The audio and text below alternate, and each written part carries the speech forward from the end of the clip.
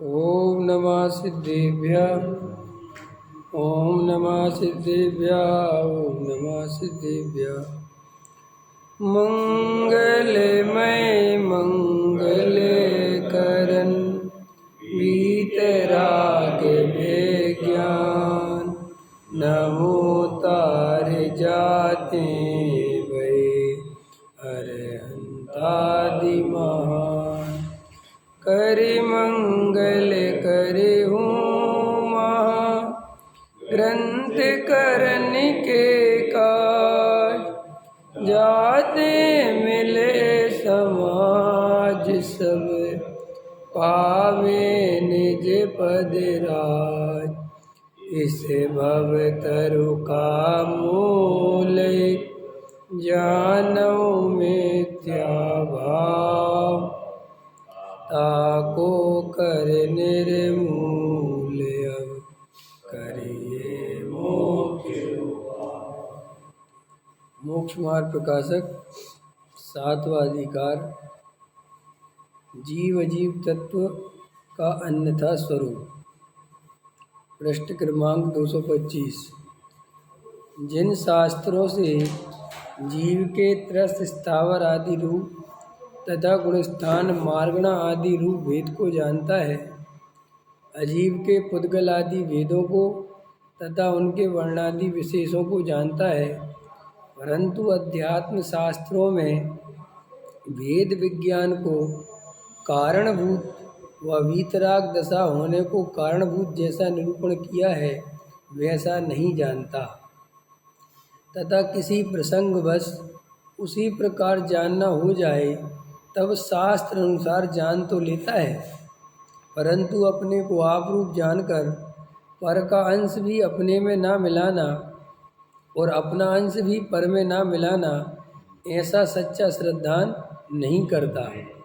जैसे अन्य मिथ्या दृष्टि निर्धार बिना पर्याय बुद्धि से जान पने में व वर्ण आदि में अहम बुद्धि धारण करते हैं, उसी प्रकार यह भी आत्माश्रित ज्ञान आदि में तथा शरीर आश्रित उपदेश उपवास आदि क्रियाओं में अपनत्व मानता है, तथा कभी शास्त्र अनुसार सच्ची बात भी बनाता है, परंतु अंतरंग निर्धार रूप श्रद्धा नहीं है। इसीलिए इस प्रकार मत वाला माता को माता भी कहे तो भी वह सियाना नहीं है, उसी प्रकार से सम्यक्ति नहीं कहते। देखो क्या कहते हैं, जीव अजीव तत्व संबंधी भूल में जिन शास्त्रों माने जैन धर्म के शास्त्रों में जिनेन्द्र भगवान के द्वारा कही गई आगम में जीव के त्रस स्थावर आदि तथा गुण स्थान मारणा आदि भेद को जानता है। ठीक है, क्यों? अब ये बात तो यहाँ से समझने जैसी है कि टोडामल जी साहब कह रहे हैं कि जीव के त्रस स्थावर आदि रूप तथा गुणस्थान मार्गण आदि रूप भेद को जानता है। इसका मतलब वो स्वाध्याय करता है, इसका मतलब उसने स्वाध्याय किया है तभी तो ये बातें जानता है। वो त्रस जानता है, स्थावर जानता है, गुणस्थान जानता है, मार्गणा जानता है, इसका मतलब स्वाध्याय करता है। कुल मिला के करणान योग का विशेषज्ञ है, क्योंकि ये सारी बातें काय की हैं, करणान योग की हैं। ठीक है ना, माने ये समझो आप पहले क्या होता था, ये भी आपको इस बात से ही समझा सकता हूँ मैं कि ये 300 वर्ष पहले ये जो टोडामल जी अपने को ये बात कह रहे हैं कि जिन शास्त्रों से जीव त्रस स्थावर आदि गुणस्थान आदि रूप जानता था, माने जानता है, माने उस समय भी लोग करणान योग बहुत पढ़ते थे। ये जो अपन गुरुदेव की इतनी महिमा आती है, इतनी बात होती है, तो इसीलिए तो होती है कि गुरुदेव का जो काल था, माने गुरुदेव का काल नहीं, उसके पहले का काल जो था, माने आप ज़्यादा और पहले चलो तो आप टोडामल जी के जीवन से ही समझ सकते हैं कि उस समय लोगों को आत्मा की बातें, वेद ज्ञान की बातें, अध्यात्म की बातें न सुनने मिलती थी, न सुनाने वाले होते थे, और न उसकी तरफ किसी का ध्यान जाता था। कितनी बड़ी बात बता रहा हूँ मैं, सुनो ध्यान से। मतलब अभी जो लोग गुरुदेव से परिचित नहीं हैं अथवा जो लोग गुरुदेव का विरोध करते हैं उन पे तो उन सब जीवों पे तो मुझे करुणा आती है, क्योंकि उन्हें पता ही नहीं है गुरुदेव का अध्यात्म शास्त्र का जो उनने परिपालन किया और चलाया, उसकी परिपाटी चलाई, वो कितनी बड़ी क्रांति है इस मनुष्य जीवन के लिए। आप अभी उसकी कल्पना नहीं समझते, अभी आप समझते ही नहीं कि गुरुदेव ने क्या काम किया है। अरे गुरुदेव का विरोध करना आसान है, गुरुदेव को गाली देना आसान है, लेकिन गुरुदेव को समझना बहुत मुश्किल है। और आखिर गुरुदेव को क्यों इतना लोगों ने पूजा भक्ति, उनको इतना बहुमान क्यों किया? क्योंकि अगर गुरुदेव की बात आपको समझ में आज भी आ जाए, जो आज विरोधी है ना, अगर वे भी शांति से बैठ के गुरुदेव को 2 मिनट सुन लेना और समझ लें कि क्या कहना चाहते हैं, तो भाई साहब वे गुरुदेव के भक्त बन जाएं। गुरुदेव के विरोधी वो ही हैं जो गुरुदेव को ना पढ़ते हैं, ना सुनते हैं, ना कभी उनसे परिचय किया, और जितना भी परिचय किया वो विपरीत परिचय किया, गलत बातें सुन ली उनके बारे में। समझ में, जो उनके विरोधी थे उनके बारे में गलत प्रचलन किया, गलत बातें चलाई, वे तो उन्होंने सुन ली बेचारों ने, ख्याल में है ना। लेकिन जो गुरुदेव की असली बात थी वो उनको परिचय में नहीं है, क्योंकि कल हमें, जब तक हमें भी परिचय नहीं थी तो हम भी तो आखिर गुरुदेव के विरोधी थे, हम सब थे ही ना, हम और आप। कोई ऐसा तो नहीं है कि हम कहीं अलग से आए, हम सब भी गुरुदेव के विरोधी थे ना। लेकिन जब अपन को अध्यात्म शास्त्रों का ज्ञान हुआ, जब अपन को आत्मा परमात्मा बनने की बात समझ में आई, और जब ये समझ में आया कि ये सारी बात गुरुदेव ने समझाई है, इसी के लिए उनने जीवन लगा दिया, तब उन गुरुदेव की इतनी महिमा आती, तब पता चलता है कि कान्जी स्वामी कौन थे। कान्जी स्वामी को जब तक आप खुद नहीं पढ़ेंगे, खुद नहीं समझेंगे, दूसरों की बातों में आके उनका विरोध करते रहेंगे, तब तक आप अपने जीवन में बहुत कुछ खो रहे हैं, आपको पता ही नहीं चलेगा आप जीवन में किसका विरोध कर रहे हैं। कान्जी स्वामी का विरोध करना माने स्वयं का विरोध करना। क्या कहा मैंने? गुरुदेव कान्जी स्वामी का विरोध करना माने स्वयं का विरोध करना। कि साहब स्वयं का विरोध क्यों करना? क्योंकि कान्जी स्वामी का मतलब ही है जिनने प्रत्येक जीव को अपना परिचय कराया कि तुम कौन हो, तुम्हारा क्या स्वरूप है, तुम यहाँ किस लिए आए हो, तुम्हारे जीवन की क्या कीमत है, तुम में भगवान बनने की ताकत है, तुम स्वभाव से भगवान हो, तुम सम्यक दर्शन की प्राप्ति कर सकते हो। ख्याल में, ये सब बातें बताने वाले, समझाने वाले इसी महापुरुष का नाम तो कान्जी स्वामी है। क्या है कान्जी स्वामी? जिन कान्जी स्वामी ने गृहीत मिथ्यात्व से छुड़ाया, जिनने बताया कि भगवान किसी का अच्छा बुरा नहीं करते, अच्छा बुरा तुम स्वयं अपने आप करते हो, कोई ईश्वर तुम्हारा लेने देने वाला नहीं है, कोई पारसनाथ दुख हरने वाला नहीं है, यही तो बताया उनने ये बताया कि तुम अनंत काल से क्यों घूम रहे हो, 4 गति में परिभ्रमण क्यों चल रहा है, ये जीव को मुक्ति क्यों नहीं मिली, मुनि व्रत अनंत बार धारण करने के बाद भी जीव को मुक्ति क्यों नहीं मिली, ये सब समझाने वाले गुरुदेव थे। और अगर तुम गुरुदेव का विरोध करते हो तो इनडायरेक्ट में तुम अपना ही विरोध कर बैठे हो, तुम अपने भगवान बनने का अवसर खो रहे हो, मनुष्य जीवन खो रहे हो अगर तुम गुरुदेव के विरोध में। क्योंकि गुरुदेव का, मैंने कहा ना, मैं जितने लोगों को जानता हूँ जो गुरुदेव के विरोधी हैं, मैं खुद भी विरोधी था। आप गुरुदेव के तब तक ही विरोधी रह सकते हो जब तक आप गुरुदेव से स्वयं परिचय नहीं करोगे। और आप दूसरों की बातों में आते रहोगे, दूसरे आपको उनके बारे में गलत सलत बोलते रहेंगे और आप उनकी मान्यता से चलते रहोगे, तो देखो भैया उनका क्या होगा वो तो अपन कुछ कहते नहीं, लेकिन तुम अपना भव मुफ्त में बर्बाद कर लोगे, ये बात पक्की है। इसलिए गुरुदेव का किसी का भी विरोध करना हो, बात गुरुदेव की नहीं, किसी का भी विरोध करना हो तो पहले उसको पढ़ना खुद से। हमने कह दिया कांग्रेस बुरी है, कांग्रेस बुरी है, तुम बुरी कहने लगे, ये नहीं, पहले पढ़ो समझो। हमने कहा फलाना लोग बुरे हैं, किसी की निंदा करी, नहीं, निंदा करने के पहले समझो कि वो व्यक्ति ऐसा है भी कि नहीं कि उसके बारे में जबरदस्ती बोला जा रहा अब गुरुदेव के बारे में कितनी भ्रांतियाँ हैं कि गुरुदेव ऐसा मानते हैं कि पुण्य नहीं करना चाहिए, क्रिया नहीं करनी चाहिए। ऐसा नहीं है गुरुदेव कभी ऐसा मानते ही नहीं ना। कहते हैं गुरुदेव तो ये कहते क्रिया से धर्म नहीं होता, क्रिया नहीं करनी चाहिए, पुण्य नहीं करनी, नहीं। वो कहते हैं पुण्य कर्म है, इससे धर्म नहीं होता। वे ये थोड़ी कहते पुण्य मत करो, वे कभी नहीं कहते किसी जीव की हिंसा करो।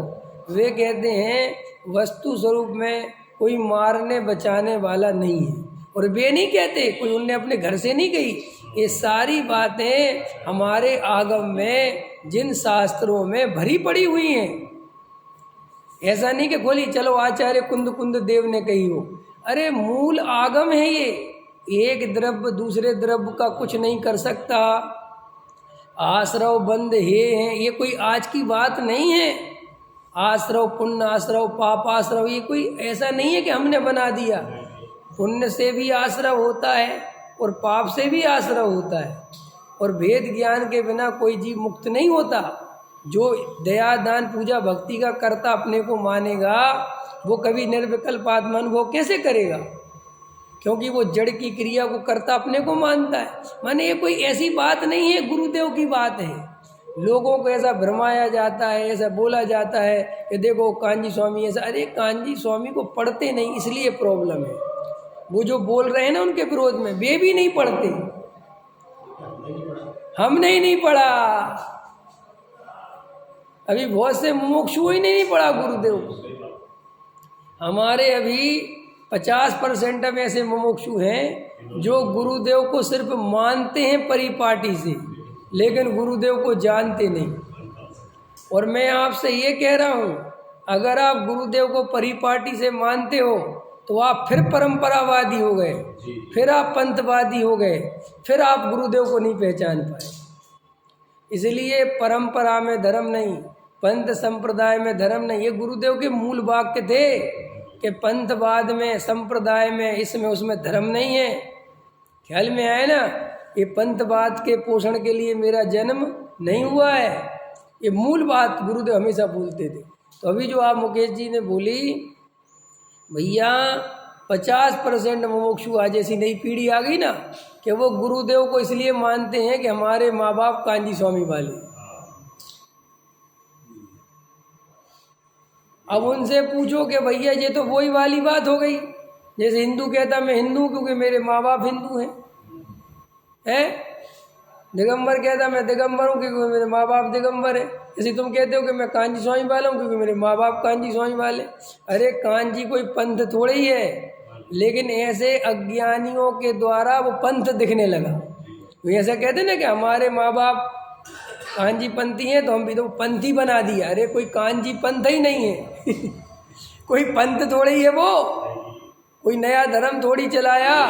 सम्यक दर्शन ज्ञान चरित्राणी मोक्ष मार्ग है, वो ही तो सारी बात के। ऐसी कोई बात तो बताओ जो आगम में नहीं हो और उनने कह दी हो और उसके कारण उनका पंथ चलाओ। ये अलग बात है कि तुम नहीं समझ पा रहे थे, तुम्हारे आगम की बात तुम नहीं खोज पा रहे थे, तुम आगम के अर्थ नहीं समझ पा रहे थे कि क्या अर्थ है, वो उनने निकाल दिए। बस इतनी सी बात है। दृष्टिकोण दिया कि भाई ये लिखा है ग्रंथों में, वो तुमने नहीं ध्यान दिया, इतनी सी बात है। आज जैसे मान के चलो मोक्ष मार्ग प्रकाशक मैं पढ़ रहा हूँ, अब तुमने पढ़ा ही नहीं और मैं पढ़ रहा हूँ तो मैं तुम्हें बता रहा हूँ, तो ऐसा थोड़ी हो गया कि मैंने कोई पंथ चला दिया। अरे मोक्ष मार्ग प्रकाशक तो 300 वर्ष पुराना है, लेकिन तुमने पढ़ा नहीं तो मैं क्या करूँ। ऐसे ही दिगंबर धर्म तो अनादि अनंत है, वो किसी ने बनाया तो नहीं है। लेकिन जब तुम अध्यात्म शास्त्रों को पढ़ते ही नहीं थे, अध्यात्म शास्त्रों की तरफ तुम्हारा ध्यान ही नहीं था, तुम्हें आत्मा की खबर ही नहीं थी, स्वरूप का सच्चा ज्ञान ही नहीं था, तो बताओ वो क्या करे। और उनने वो बता दिया तो अब तुमने उनके नाम से ही चला दिया कि देखो नई बातें बताई। उनने कोई नई बातें नहीं बताई, उनने तो वही बताया जो आगम में है, लेकिन वो तुम्हें नई इसलिए लगी कि तुमने कभी किसी से सुनी है।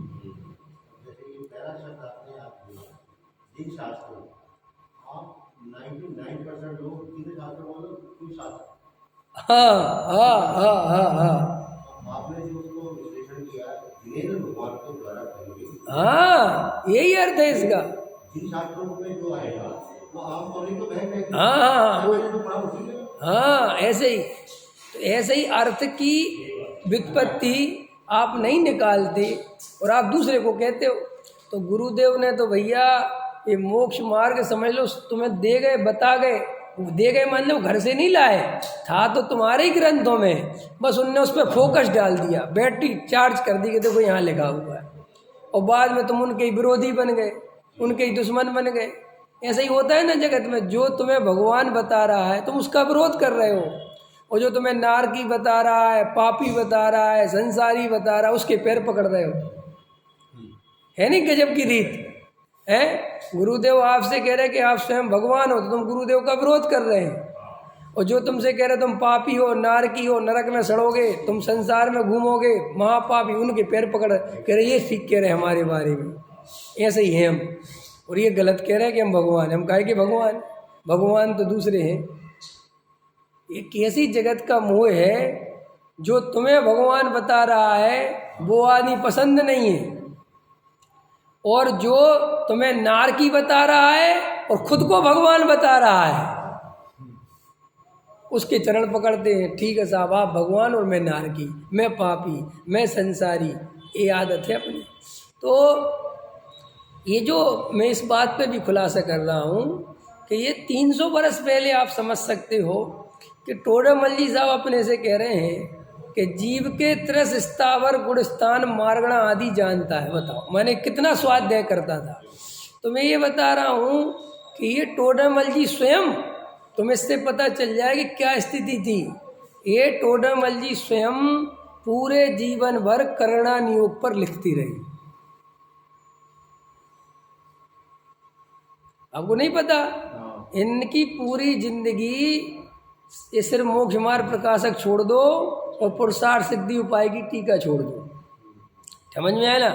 वहाँ की पूरे टाइम करुणा नियोग लिखते रहे, लब्धि सार की टीका, छपड़ा सार की टीका, और समझ में आया, इसमें लगे रहे। तो ये तो जो अपने जयचंद जी छाबड़ा साहब है ना, उन्होंने एक बार टोडरमल जी से, और टोडरमल जी की ख्याति उसी के कारण थी, प्रकांड विद्वान, क्योंकि उस समय प्रकांड विद्वान का मतलब होता था जो करुणा नियोग का बहुत भयंकर ज्ञाता हो। और पहले ऐसी परिपाटी थी कि करुणा नियोग पढ़ने वाला ही पंडित विद्वान कहलाता। क्यों? उसका कारण था जीव जुदा पुद गले जुदा, यही धर्म को सार। तो ऐसी बातें तो जो अध्यात्म की बातें थी वो तो कबीरदास भी कह गए, नहीं समझ में आया। वो तो कोई भी कह देता, किसान भी बता देता था शरीर और आत्मा अलग अलग। तो बोले इससे कोई विद्वान नहीं होता। तो विद्वान कैसे होता है? जो कर्म फिलोसफी बताए, करुणा नियोग की, 3 लोक का वर्णन बताए, दुनिया कैसी है, वो आदमी को विद्वान मानेंगे। जो संस्कृत जाने, प्राकृत जाने, उसको विद्वान मानेंगे। ये क्या बात हुई कि शरीर और आत्मा अलग अलग है, इनसे क्या, इसमें क्या विद्वत्ता की बात है। और फिर विद्वान मानते थे करुणा नियोग विशेषज्ञ को, और ज्ञानी मानते थे चरणा नियोग वाले को। क्या दो पार्टी थी? बहुत ध्यान से समझना। करुणा नियोग को मानते, करुणा नियोग विशेषज्ञ को मानते थे विद्वान पंडित, ख्याल में है ना। और चरणा नियोग पे आचरण वाले को, उसको मानते थे त्यागी वृत्ति धर्मात्मा। ये हमारी कैटेगरी थी, ख्याल में। इसके अलावा दूसरी बात, तो जो भी विद्वान बनने की सोचता था या जिसका इंटरेस्ट होता था, वो संस्कृत और प्राकृत सीखता था, और फिर एक करुणा नियोग के ग्रंथों का अध्ययन करता था, और फिर उन पर टीका टिप्पणी करता था और विद्वान बन जाता। आपको और जबरदस्त बात बताता हूँ मैं कि ये आज की बात नहीं है। ये करुणा नियोग आदि जो सिद्धांत ग्रंथ हैं, हमारे यहाँ पर जो सबसे पहला ग्रंथ लिखा गया जिनवाणी में, जो लिपिबद्ध हुआ जो ग्रंथ, वो कोई अध्यात्म का ग्रंथ लिपिबद्ध नहीं हुआ। वो केवल और केवल करुणा नियोग के ग्रंथ ही लिपिबद्ध हुए। सबसे प्राचीन 2 ग्रंथ माने जाते हैं, षटखंडागम और एक कसाय पाहुड़, ठीक है ना। और ये दोनों ही करुणा नियोग के विषय हैं। पकड़े मैंने उस समय की बात समझ में आया माने सबसे पहले भी कौन सा ग्रंथ लिखा गया? और आपको मैं ये भी बता देता हूँ, सठ खंडागम और कषाय पाहुड़ इत्यादि इत्यादि और भी जो बड़े बड़े आचार्य हुए, जय धवला और बड़े बड़े ग्रंथ जितने भी हैं जो बहुत बड़े प्रमाणित ग्रंथ माने जाते हैं, उसमें कारण क्या है, उन चीज़ों की इतनी वैल्यू क्यों थी, वो भी मैं आपको बताता हूँ। कारण ये है कि आत्मा और शरीर और राग आदि विकारी भाव, इनके बारे में बहुत ज़्यादा लिखने की ज़रूरत नहीं है, क्योंकि ये अनुभव की चीज़ है। इसमें कोई भी व्यक्ति चाहे हिमालय में बैठा हो चाहे कहीं भी बैठा हो, अगर वेद ज्ञान करेगा, आत्मानुभव करेगा, ध्यान करेगा तो वह बात बन जाएगी। लेकिन कोई भी व्यक्ति कितना ही बड़ा ध्यान करे, लेकिन करणान योग विशेषज्ञ नहीं बन सकता। करणान योग विशेषज्ञ बनने के लिए पढ़ना ही उपाय है। पकड़ में आया? किसान को सम्यक दर्शन हो सकता है, मेढक को सम्यक दर्शन हो सकता है, समझ लो उदाहरण के लिए है, जिसको भी हो सकता है, हाथी, गाय, बैल, भैंस, किसी को भी हो सकता है। लेकिन करणान योग विशेषज्ञ हर कोई नहीं बन सकता। शेर करणान योग विशेषज्ञ बन सकता है? नहीं बन सकता, नहीं बन सकता है ना। किसान करणान योग विशेषज्ञ बन सकता है? नहीं। माने करणान योग विशेषज्ञ बनने के लिए आपको एक परिपाटी में रह के वाकायदा आपको ज्ञान प्राप्त करना पड़ेगा, आपको किसी गुरु के, किसी शास्त्र के साथ चलना पड़ेगा, नोट्स बनाने पड़ेंगे, एक एक चीज़ याद करनी पड़ेगी, क्षयोपशम ज्ञान बढ़ाना पड़ेगा, तब जाके आप करणान योग विशेषज्ञ बन सकते हो। तो हमारे जो पूर्वज थे, जो आचार्य भगवंत थे, उनको ये बात ज़्यादा इम्पोर्टेंट लगती थी कि हम सिद्धांतों की बात कह दें जो हमने ज्ञान प्राप्त किया है। किस संदर्भ में? तीन लोक के संदर्भ में, चार गतियों के संदर्भ में, त्रैस स्थावर भेद प्रभेदों के संबंध में, कर्म फिलॉसफी के संबंध में, क्योंकि इसका आत्मज्ञान से कोई लेना देना नहीं है। पकड़ में आ रही बात? तो वो कहते थे कि आत्मज्ञान तो कोई भी प्राप्त कर लेगा, लेकिन ये ज्ञान हमारे साथ चला गया। जैसे धर्मसेन आचार्य को चिंता हुई कि मुझे इस अंग का ज्ञान है और अब जिनवाणी लिपिबद्ध है नहीं, और मैं चला गया तो ये ज्ञान आगे तो जा ही नहीं पाएगा। तो पुष्पदंत और भूतबली ने कौन सा ज्ञान दिया? करणान योग का, आत्मा का नहीं। बोले आत्मा का ज्ञान देने वाले बहुत मिलेंगे, होते भी रहेंगे ज्ञानी, उसकी चिंता मत करो, लेकिन आत्मज्ञानी होंगे भी, लेकिन ये सिद्धांत का ज्ञान, करणान योग का, कर्म फिलॉसफी का, ये ज्ञान तो अपने आप होगा नहीं, इसलिए इसकी परंपरा रखना बहुत जरूरी है। पकड़ में आ रही? तो मैं कितनी इंपॉर्टेंट बात बता रहा हूँ। तो ये कारण था, ये करणान योग, चरणान योग इत्यादियों की परिपाटी ज़्यादा लंबी चली अध्यात्म शास्त्रों से। लेकिन मैंने आपको बताया, आप पूरी दुनिया को नहीं संभाल सकते। आप किसी एक चीज़ पे ध्यान दोगे तो दूसरी चीज़ कमज़ोर पड़ी जाएगी, ये सिस्टम है। किसी व्यक्ति के 4 बच्चे हैं, वो कितने ही कोशिश करे कि चारों पे एक समान ध्यान दे, नहीं दे पाता, क्योंकि वो ज़्यादा वो भी देखता है कि ये ज़्यादा होशियार है, तो वो ज़्यादा ध्यान किस पे देने लगता है? देखा होगा आपने, माँ बाप भी क्या करते हैं, 4 बच्चे हैं और उनको जिसमें ज़्यादा योग्यता दिखती है फिर उसका सपोर्ट ज़्यादा करने लगते हैं, तो ये आगे बढ़ता चला जाता है, और वो जिस पे ध्यान नहीं देते वो नीचे चला जाता है। देखे होंगे आपने ऐसे, और फिर बाद में बड़े हो गए कहते हमारे माँ बाप ने हम पे ध्यान ही नहीं दिया। ध्यान इसलिए नहीं दिया कि तुम में योग्यता कम दिखी। माँ बाप कोई शुरू से भेद नहीं करते, लेकिन एक बच्चा जब पढ़ने में इंटेलिजेंट है और एक बच्चा पढ़ने में नहीं है, तो वे ज़्यादा सोचते हैं कि इसको थोड़ा ध्यान दो, ये पढ़ने में होशियार है। अंतर समझ में आया? तो ऐसे ही क्या होता है कि आचार्य हो, चाहे ज्ञानी हो, चाहे कोई भी हो दुनिया में, मैं सर्वज्ञ की तो बोलता नहीं, क्योंकि सर्वज्ञ तो अपने आप में ही वीतरागी, उनको जगत से कोई वैसे ही कुछ नहीं है। वे तो दिव्य ध्वनि अपनी तरफ से भी नहीं खिरती। आपको पता है ना, दिव्य ध्वनि अपनी तरफ से नहीं खिरती, जीवों के मन में जो जो होता रहता है, शंकाएं आती रहती, वो चलता रहता है। तो क्या होता है कि ज्ञानी हो, चाहे कितने बड़े ज्ञानी हो, उसमें 100% कहीं ना कहीं भूल पड़ेगी, वो कितनी कोशिश करें। जैसे मान के चलो अब गुरुदेव हैं, हम तुम्हें उदाहरण दे रहे हैं, जैसे आचार्य कुंद देव हैं, या समझ लो जैसे धरसेन आचार्य, पुष्पदंत है, भूतबली हैं। अब उन आचार्यों ने करणान योग पे ध्यान दिया। उनने क्या सोचा कि आत्मा की बात तो इतनी अभी इम्पोर्टेंट, जबकि सबसे ज़्यादा इम्पोर्टेंट वो ही है, लेकिन उनने सोचा कि ये तो अनुभव की चीज़ है और ये तो कोई भी जीव अनुभव में बैठेंगे तो कर लेंगे, लेकिन ये सिद्धांत ग्रंथ बता दो ताकि ये ज्ञान आगे चला जाए।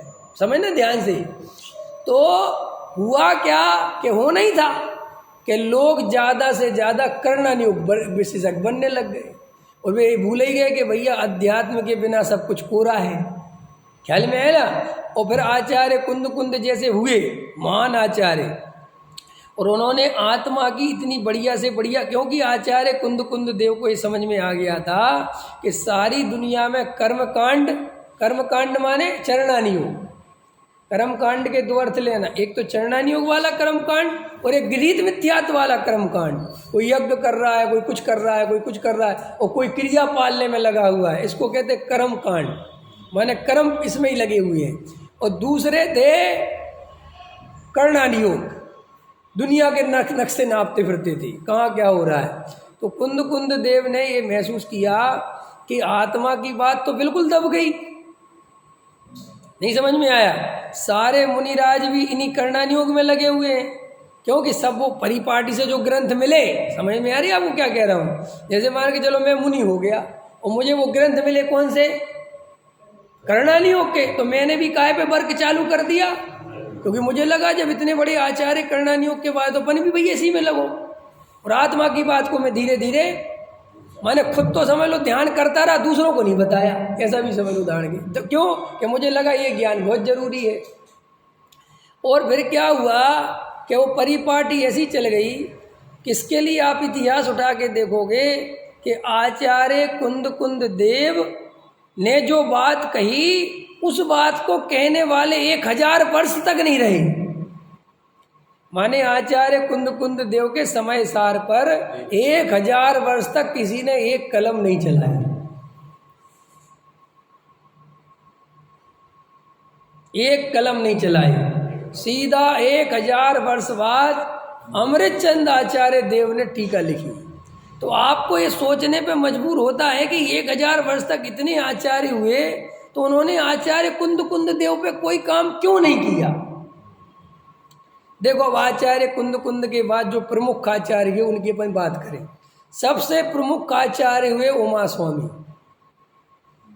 और उमा स्वामी उनके पट्ट शिष्य थे, मानो उन्होंने आचार्य कुंद को देखा था, ख्याल में है ना। तो भी उनने आचार्य कुंद देव के एक भी ग्रंथ पे एक कलम नहीं चलाई। और आचार्य उमा स्वामी तत्वार्थ सूत्र लिख के जगत प्रसिद्ध हुए। तो आप तत्वार्थ सूत्र को उठा के देखोगे गहराई से, तो उसमें तत्वार्थ सूत्र में पूरे जैन धर्म का करणान योग भी आ गया, चरणान योग भी आ गया, समझ में आया ना, और द्रव्यान योग भी आ गया, प्रथमान योग छोड़ के तीनों अनयोग का मिक्सअप बनाया।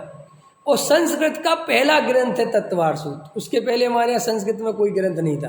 तो ये संस्कृत में क्यों बनाया, क्योंकि जब आचार्य कुंद देव के बाद जो समय आया था, वो समय आया था संस्कृत वालों का। उस समय आप बड़े से बड़े महाराज, बड़े से बड़े साधु, बड़े से बड़े पंडित विद्वान, या आपके ग्रंथ की वैल्यू तभी मानी जाएगी जब वो संस्कृत में होगा। अगर वो प्राकृत में है या वो किसी और भाषा में है, तो उसको गांव देहात की भाषा में कह के पकड़ में, जैसे भी कोई बुंदेलखंडी में कोई गीत लिख दे, क्षेत्रीय भाषा होती ना, बुंदेलखंडी है, किसी की कुछ है, तुम्हारे लोगों की कोई अगदी है, मगधी है, मागधी है, लिख दिया, अरे छोड़ो ये तो क्षेत्रीय भाषा। तो संस्कृत थी इंटरनेशनल भाषा। जैसे अभी इंग्लिश में आप कोई चीज़ लिखो तो वो अमेरिका में भी जाके पढ़ी जा सकती है, लेकिन हिंदी में लिखोगे तो भैया भारत ही में पढ़ी जा सकती है। और अगर बुंदेलखंडी में लिखोगे तो कि वो मेरे बुंदेलखंड में पढ़ी जा सकती है। अंत में तो प्राकृत को इतनी वैल्यू नहीं मिली, जबकि प्राकृत इसलिए लिखी जाती थी कि गांव से छोटे आदमी को भी समझ में आ जाए, ख्याल में है ना।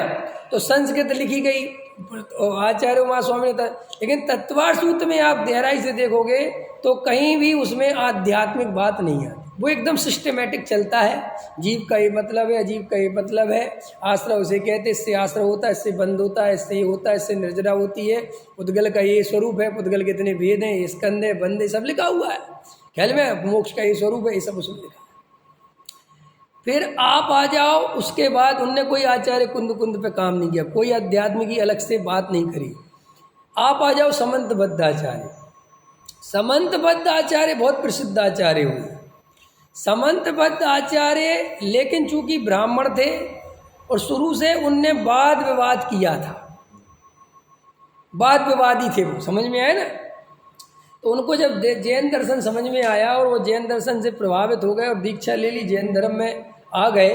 और उस समय का काल ऐसा था कि लोग पंथवाद से, संप्रदायवाद से, जातिवाद से ग्रसित होने पर भी थोड़े से जागरूक रहते थे और ये देखते थे कि कहाँ क्या सत्य चल रहा है। और चूंकि उस समय महावीर गए थे तो महावीर का बहुत प्रभाव था पूरे भारत पे, पूरी दुनिया पे।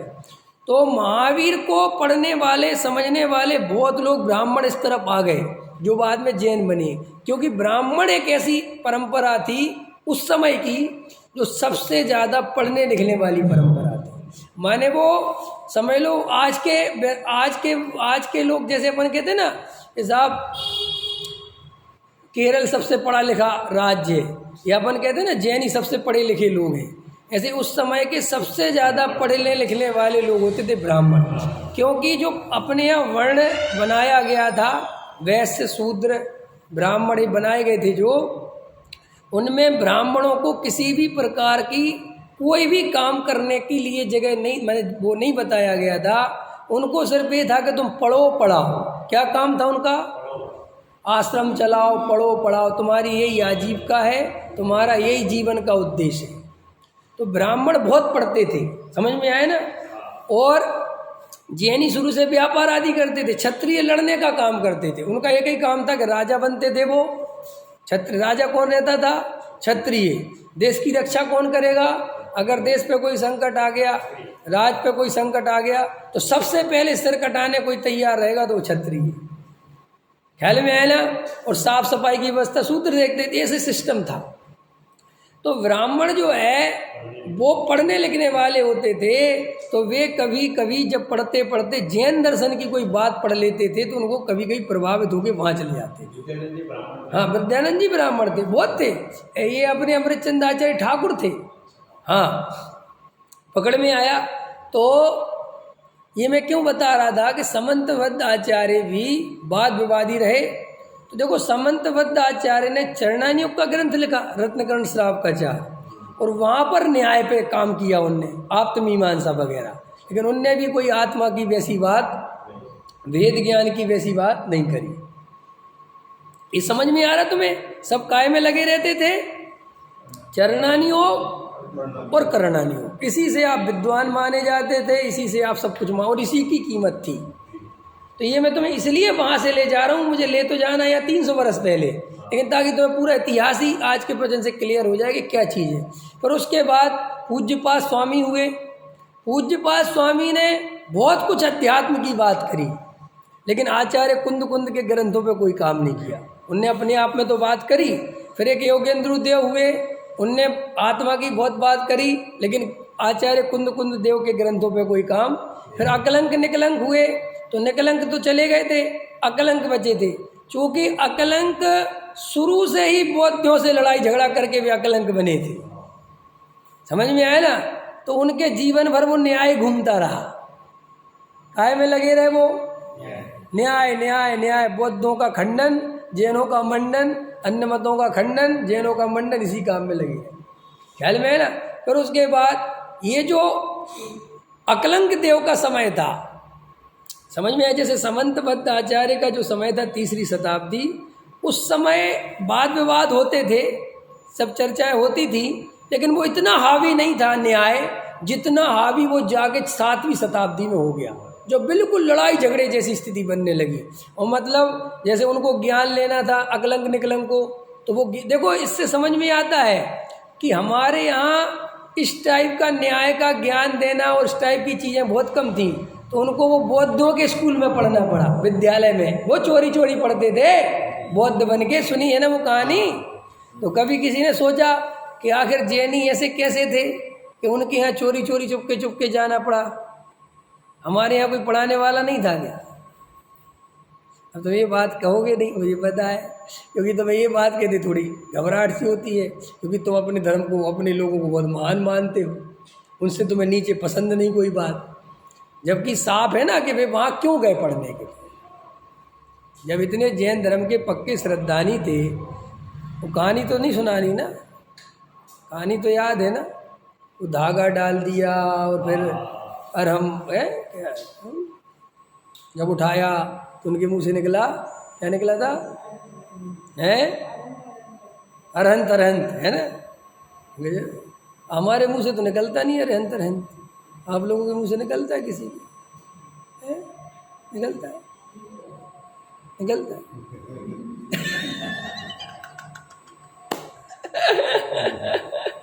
कहानियों का तो मुझे बहुत मजा आता है। कहानियाँ मेरे सामने आती है ना, मैं उनकी ऐसी स्थिति देखता हूँ कि मुझे हंसी, और लोग चलते ठीक है कोई बात। तो ऐसी परिस्थिति बनी कि उनको मतलब समझ लो जीवन गंवाना पड़ा, ठीक है कि नहीं है। एक को तो जीवन गंवाना पड़ा और एक बच गए जो भी। तो उनने वो समझ लो कि भाई गया था ना, वही भरा था। हमें ये नहीं कहना चाहता भी कुछ भी उस संदर्भ में क्या था, लेकिन वो उनने फिर उसी पर कलम चलाए। फिर वो काल ऐसा था कि उस काल के आप जितने भी आचार्य उठा के देखोगे, जितने भी उठा के देखोगे, उसमें एक भी आचार्य न्याय के अलावा कोई दूसरी बात ही नहीं करता। वो काल था 7वीं शताब्दी से 10वीं शताब्दी का, 300 बरस यही काम चला, सिर्फ न्याय न्याय न्याय न्याय न्याय न्याय। जो देखो विद्यानंद जी हुए 9वीं शताब्दी में, 60,000 श्लोक प्रमाण टीका है उनकी, ख्याल में है ना। और जितने हुए, मैं तो प्रमेरत करमल मार्तन जितने भी हैं ना सब उसी काल में हो। फिर उसके बाद 10वीं शताब्दी में आचार्य अमृतचंद देव का उदय हुआ। वो आचार्य अमृतचंद देव जिन्होंने कुंद कुंद के ग्रंथों पर कलम चलाई। 1000 वर्ष तक कुंद कुंद देव के ग्रंथ देखने वाला कोई नहीं था, नाम लेने वाला कोई नहीं था। अब वो कैसे रहे होंगे मैं उस पर कुछ बोलना चाहता नहीं, और क्यों नहीं लिया वो भी अगर पूछोगे अकेले में तो बताऊंगा। ख्याल में है कि उसका भी बहुत बड़ा राजनीतिकरण है। तो ये जब इधर से अमृतचंद आचार्य का अमृत आया और उनने जो अध्यात्म की चर्चा करी, फिर यहाँ से थोड़ा थोड़ा अध्यात्म चला। फिर उसके बाद 13वीं शताब्दी में जयसेन आचार्य हुए। जयसेन आचार्य के ये दर 10वीं शताब्दी में पंडितों में प्रसिद्ध पंडित हुए, पंडित आसाधर जी। वो 10वीं शताब्दी के पंडित हैं। हाँ, न तुम सोच रहे हो कि भाई आजकल के पंडित हैं जो लोग हल्ला मचाते हैं हम पंडितों को नहीं मानेंगे, जबकि बौद्ध ग्रंथों का आधार पंडित आसाधर जी है। और आपको पता है पंडित आसाधर जी कौन थे? पंडित आसाधर जी अमृतचंद आचार्य के गुरु थे, शिक्षा गुरु। जब अमृतचंद आचार्य ने दीक्षा नहीं ली थी, तब सागर धर्मामृत और अनगार धर्मामृत ये लिखे हैं ना उनने, आसाधर जी ने।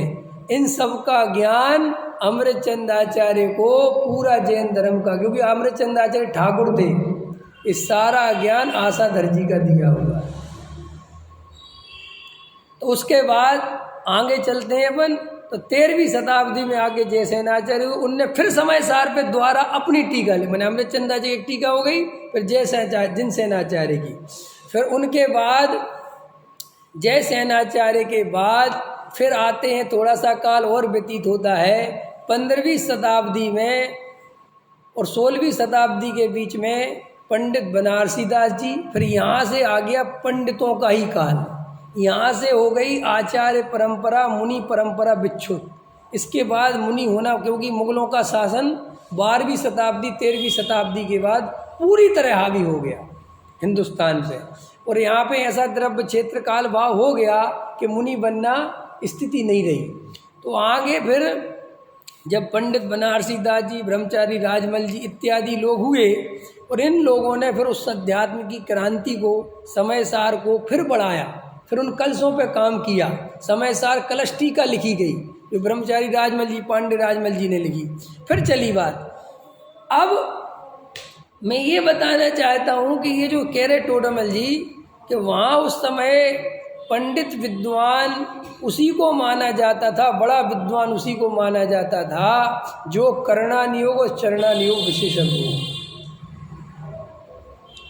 तो देखो टोडरमल जी साहब को भी आप देखो, तो टोडरमल जी साहब ने भी अपने जीवन का 90% काम करणानियोग में किया है। मैं यहाँ तक लाना चाहता था, यहाँ से चलाई थी बात। तो करणानियोग का काम करते रहते थे और प्रवचन करते रहते थे। उस समय यही बड़े विद्वान की निशानी थी और आज भी है। आज भी है, तुम मानो चाहे नहीं मानो, ये तो अपन पे गुरुदेव का प्रभाव पड़ गया, ख्याल में है ना। और डॉक्टर साहब जैसे विद्वान हो गए तो अपन थोड़ा थोड़ा अध्यात्म विद्वान को भी विद्वान और थोड़े सम्मान देने लगे। उस समय तक तो सम्मान उसी को मिलता था जो चारों अनुयोग विशेषज्ञ और करणानुयोग बहुत ही ज़्यादा जानता हो। तो टोडरमल जी साहब से जयचंद जी छाबड़ा ने कहा, क्या कहा? जयचंद जी छाबड़ा थे 60 वर्ष के और टोडरमल जी साहब थे 35 वर्ष के। समझ में आ गया? 60 वर्ष का है कोई आप लोगों में? हमारे पापा तो हैं ही, वैसे जी हो गए 60 के। अरे वेरी गुड, 62 के चाहिए थे। हाँ बिल्कुल, और मैं 35 का। समझ में ऐसे ही था मामला, ख्याल में है ना। तो टोडरमल जी साहब ने कहा, वो जयचंद जी छाबड़ा ने कहा कि साहब आप इतने बड़े विद्वान हो और आपको इतना बढ़िया ज्ञान है, लेकिन आप ऐसे ऐसे ग्रंथ लिखे जा रहे हो, मेहनत करी जा रहे हो कि हम जैसे अल्प बुद्धियों को नहीं आएंगे समझ में। ख्याल में है? वे 62 साल के थे जयचंद जी छाबड़ा साहब, तो व्यापारी थे। उन्होंने कहा हमें इतना नहीं आएगा, कुछ ऐसा ग्रंथ लिख दो जो सभी लोगों के काम आए और उसमें ऐसी बातें लिख दो जिससे आत्म कल्याण हो जाए। तो टोडरमल जी साहब ने उनकी बात पे ध्यान दिया। उनने भी देखा कि यार मेरे को तो अध्यात्म शास्त्रों का इतना ज्ञान है और आत्मा ही इम्पोर्टेंट चीज़ है, ये तो बात ठीक है कि मैं इतना ही इसी में लिखे जा रहा हूँ।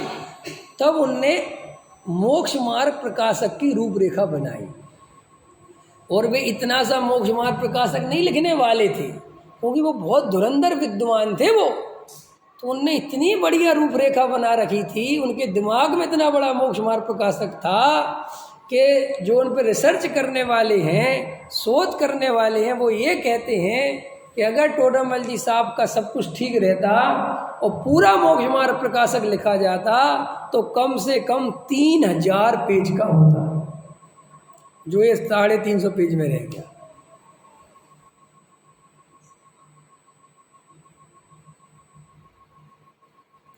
तो ये भाग्य से छाबड़ा जी के मुंह से निकल गया और इतनी कलम टोडरमल जी साहब ने चला दी। अब आ गई, इतनी बात आ गई। ऐसा होने पर भी मैं आपसे फिर कहना चाहता हूं, ऐसा होने पर भी, जान की बाजी लगा देने पर भी आत्मा की वैसी क्रांति नहीं हुई जैसी टोडरमल जी साहब ने सोच रखी होगी।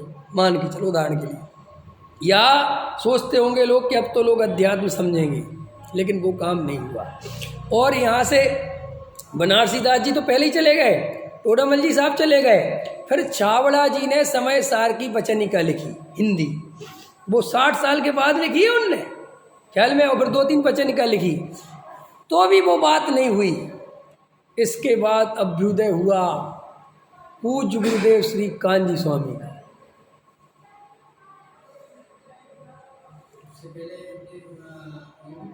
शीतल प्रसाद जी, बर्णी जी, श्रीमत जी हुए, लेकिन श्रीमत जी सारा प्रभाव गुजरात में ही रहा, उसी तरफ रहा, क्योंकि इस तरफ नहीं आ पाए, ख्याल में है ना।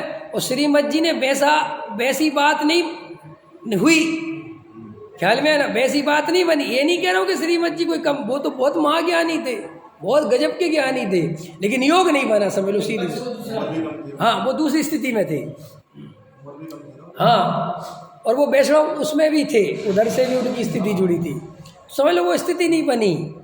मैं आपको ये कहना चाहता हूँ, जो आज पूज्य गुरुदेव का लोग विरोध करते हैं, जो गुरुदेव के बारे में अनर्गल बोलते हैं, वो इसलिए अनर्गल बोलते हैं और इसलिए विरोध करते हैं कि उनको गुरुदेव का वास्तविक परिचय नहीं है, और उनने गुरुदेव का परिचय जिन लोगों से सीखा है, उनने उन लोगों को गुरुदेव का परिचय गलत दिया है, उनको वर्गला रखा है, उनको भ्रांति में डाल रखा है, उनके बारे में गलत गलत बातें चला रखी हैं। अरे गुरुदेव तो एक ऐसा व्यक्ति अपने यहाँ हुआ, अगर गुरुदेव नहीं होते तो शायद इस जगत में कोई आत्मा की बात कर रहा होता। आज आपको नहीं पता, अगर महाराज भी आत्मा की चर्चा कर रहे हैं, महाराज भी अगर समय सार की चर्चा कर रहे हैं, तो उसका कारण भी गुरुदेव है। अगर हमारे विरोधी स्वाध्याय कर रहे हैं तो उसका कारण गुरुदेव है भाई साहब।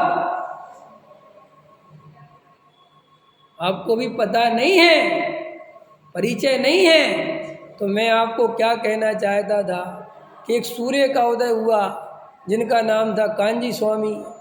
श्वेतांबर से वो दिगंबर धर्म अपनाया कि अरे असली धर्म, जब ये मोक्ष मार्ग प्रकाशक मिला, समय सार मिला, तो इतने ज़्यादा अंदर डूब गए, सम्यक दर्शन की प्राप्ति हुई और समझ में आ गया कि अरे असली धर्म तो ये है। और उन्होंने, उनका ऐसा उदय था कि उनने जो आत्मा की गर्जना करी वो पूरे विश्व में ऐसी फैली कि भाई साहब उसके पहले 2000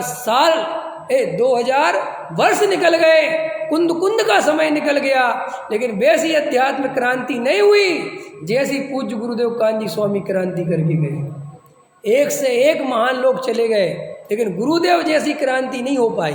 ये कारण नहीं कि क्यों नहीं था योग, अभी योग था, बात बन गई। तो भाई साहब, आप गुरुदेव को समझते नहीं, आपको गुरुदेव का पता नहीं। गुरुदेव ने कभी किसी का विरोध नहीं किया, किसी के बारे में अपशब्द नहीं बोले, कभी कुछ नहीं कहा। अरे गुरुदेव के बारे में इतनी भ्रांतियाँ। तो करणानियोग वाला, चरणानियोग वाला इसी में मस्त रहता था और आत्मा की तरफ ध्यान नहीं देता था। ये देखो टोडामल जी कह रहे हैं ना, इस प्रसंग से इतनी लाइन के लिए इतना अर्थ किया है मैंने।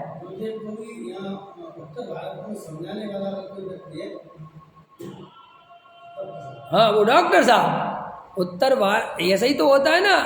देखो भाई, गुरु महान तभी बनता है जब उसे महान शिष्य मिले। गुरु की महानता तभी जगत के सामने आती है जब उसे महान शिष्य मिले। ऐसे दुनिया में एक से एक गुरु हुए जो बहुत बढ़िया थे, ज्ञानी थे, सम्यक दृष्टि थे, लेकिन भाग्य से शिष्य बढ़िया नहीं मिल पाए। और पूज्य गुरुदेव का ऐसा पुण्य का उदय था कि उनको ऐसे हीरे मिले, एक पे एक हीरे मिले। एक हीरा नहीं मिला, गुरुदेव को कई रत्न मिले, समर्पित करने वाले, जीवन लगा देने वाले। अरे भाई साहब, हमारे वो जो गांधी जी के एडवाइजर थे रामजी भाई, भाई साहब आपको पता है रामजी भाई के बारे में? 1 घंटे की फीस 300 रुपये थी उस समय। उस समय 300 रुपये क्या कहलाता है? आदमी को उस समय 40 रुपये 50 रुपये महीने भर के करने में मिलते थे नौकरी में। बढ़िया से बढ़िया वेतन 150 रुपये माना जाता था कि 150 रुपये मिलते हैं महीने के। समझ में आया? उसे समय में रामजी भाई 300 रुपये घंटे लेते थे वकालत के। कैसा रहा होगा गुरुदेव का प्रभाव कि जब गुरुदेव को सुना तो भाई साहब बोले ये गोरख धंधा छोड़ दिया, आज से वकालत नहीं करूंगा। क्योंकि गुरुदेव ऐसे जागृत पुरुष थे कि ऐसा नहीं कहते थे तुम्हें करते रहो, वो तुरंत कहते थे कि सुनो भैया, अगर व्यवस्था बन गई हो और अब जरूरत नहीं हो तो तुरंत छोड़ दो, क्योंकि आत्म कल्याण बहुत जरूरी है। ऐसे थे गुरुदेव। क्या समझते हो भी गुरुदेव के बारे में?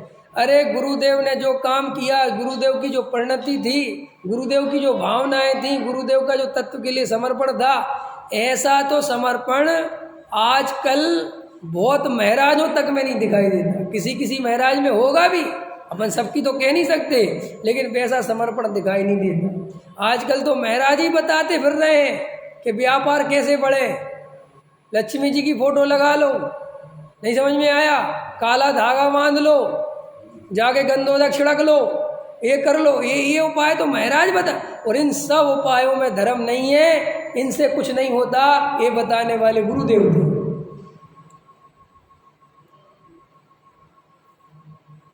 और गुरुदेव के साथ जो रह लिया, ना जाने वो कितने आडंबरों से बच गया।